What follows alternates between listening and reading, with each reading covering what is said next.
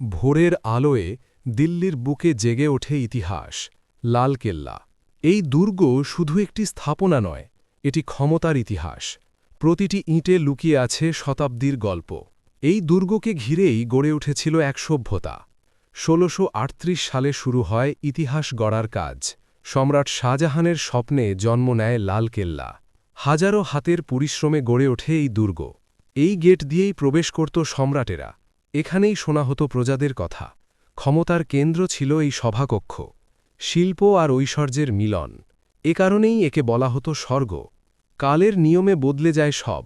১৮৫৭ বদলে দেয় ইতিহাস। দুর্গ হারায় তার রাজকীয়তা। ঐতিহ্যের ওপর নেমে আসে আঘাত। নীরবে কাঁদে ইতিহাস। তবু আশা ফিরে আসে। ১৯৪৭ স্বাধীন ভারতের জন্ম। গর্বে মাথা তোলে দেশ। নূতন অধ্যায়ের সূচনা। ইতিহাস ও বর্তমান একসাথে। আজও মানুষ ছুটে আসে। আলোয় জেগে ওঠে অতীত। এটি একটি জাতির স্মৃতি, একটি জাতির আত্মা। যুগ বদলালেও ইতিহাস অমর। নীরবার পাহারা দেয় ইতিহাস। শক্তি, সংগ্রাম ও স্বাধীনতা।